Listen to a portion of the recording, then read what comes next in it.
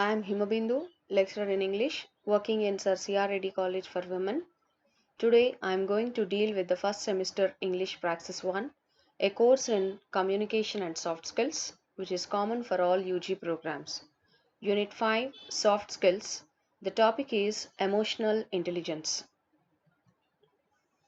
Let us first discuss about the definition which is given by Daniel Goleman, an American psychologist. He has defined emotional intelligence in his own words. See the definition. Emotional intelligence refers to the capacity for recognizing our own feelings and those of others, for motivating ourselves, and for managing emotions well in ourselves and in our relationships. Generally, every human being gets his emotions or feelings from his autonomic nervous system. Emotional intelligence means it is the capacity to use and channel our emotions appropriately. It is the capacity to recognize our own feelings, managing them well. That means we should have a control over our feelings or emotions. At the same time, we will be able to understand the feelings of others. These two things, that the first one is we should recognize or identify the feelings and emotions in ourselves and also understand the feelings of others. By doing these two things, you will be able to interact with the other person, or you will be able to maintain good interpersonal relationships with other persons. In simple term, emotional intelligence is the ability to train and use the emotional mind. If you are able to train your mind in such a way, it will help for your mental and physical well-being. The next slide is about characteristics of emotional intelligence. Daniel Goleman, in his book Emotional Intelligence, Why It Can Matter More Than IQ, which was written in the year 1995, he has developed 5 elements that define emotional intelligence. Let us discuss each one by one. The first one is self awareness. Generally, people know more about others than about themselves because they spend more time focusing on others, what they were doing, and they observe more others, what is the behavior of the other person in a particular context. But they are not able to give time to themselves to think about themselves. But a person with high emotional intelligence knows much about himself. That means he is very well aware about himself. He is doing self examination. He understands his emotions so that he don't let his feelings rule him. In the same way, he is also so confident. He trusts in his intuition, so he don't let his emotions out of control. He looks at himself honestly. That means he self examines, or he examines himself and knows about his strengths and weakness. He do his SWOT analysis. SWOT means strength, weakness, opportunities, threats or challenges. He do his SWOT analysis and he never exaggerates his powers. So he knows his ability.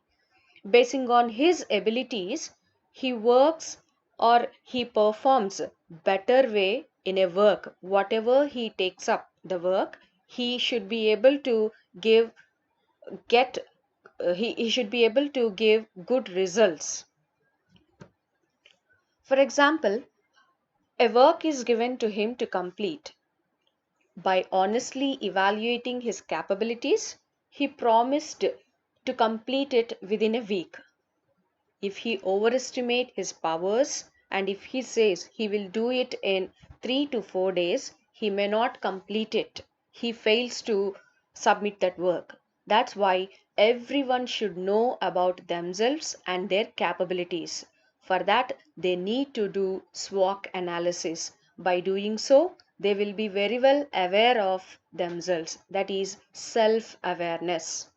The next one is self regulation. Whatever emotions or actions a person is showing towards a situation or context, it should be appropriate to the situation or context. We should not show either too mild or too strong reactions. We have to regulate our emotions.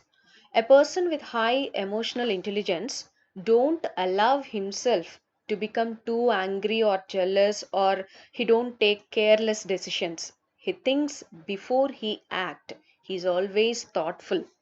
Being thoughtful, he regulates his emotions and thinks before he act. Whatever he is showing his emotion towards the right person, he thinks whether he was able to show his reaction to the right person in the right context to the right degree. The next one is motivation. People with high degree of emotional intelligence, they are generally motivated. They're always willing to take, or they love to take up challenges, though the situations and the work they are not able to do in an effective manner, and they if they fail to produce the work in a proper way, they are always ready to take up the consequences. Either they may be positive or negative, they motivate themselves in such a way. The next one is empathy.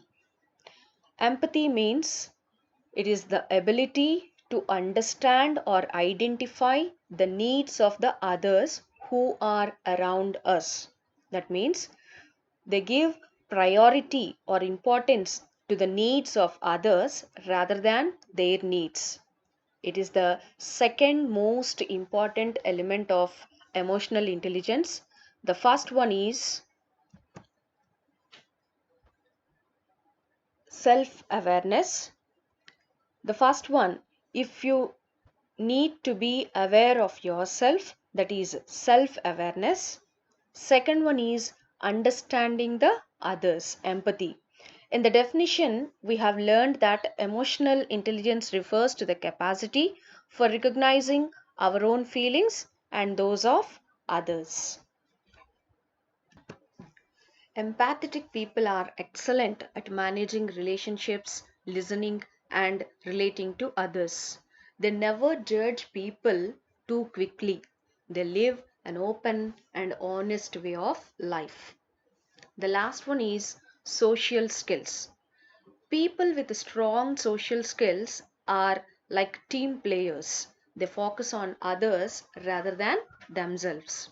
They help other people to develop or to shine their skills in their lives. They have excellent communication skills, and they are like masters in building and maintaining good relationship with others.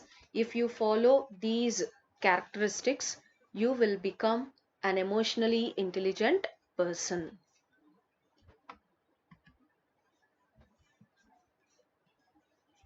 Emotional intelligence has to be learned and developed.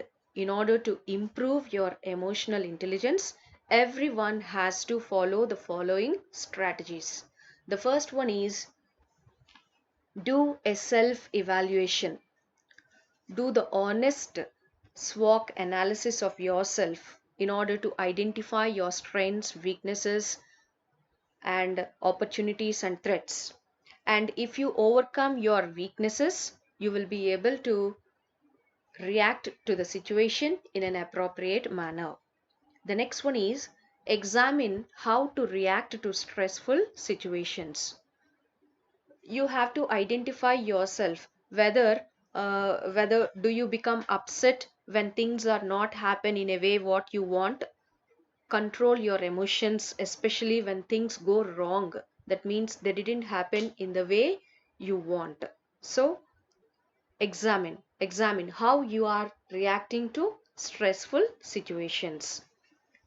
So you have to control your emotions. You can follow the techniques like counting from numbers from 1 to 10, or take it some glass of water and relax for a few seconds and close your eyes and take a deep breath. By doing so, you can control your emotions. The next one is take responsibility for your actions. If you think you hurt someone's feelings, or you should then you should apologize them directly, but don't behave in such a way that you didn't do anything, or don't try to avoid the person or ignore the person. Face it, whatever the consequences, face it, take the responsibility for your actions. The next one is, do not make an immediate judgment. You have to postpone when there is a need to give judgment.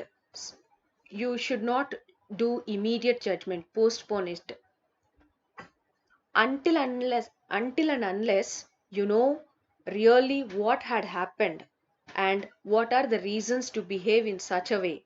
Don't judge the person, because sometimes your assumptions may not be right. Do not have a rigid attitude. Always be flexible so that you can understand the other's point of view also. Be proactive.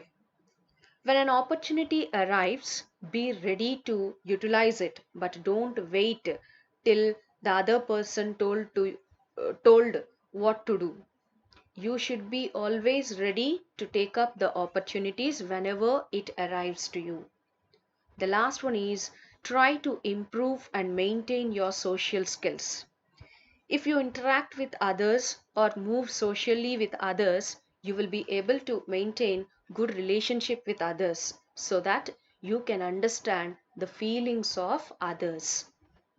If you develop all these qualities in yourself, and the other persons who are around you can understand that you value them, you understand them, you listen to their wants and needs, and you empathize with them, which will in turn help you to control your emotions and develop your emotional intelligence. Thank you very much.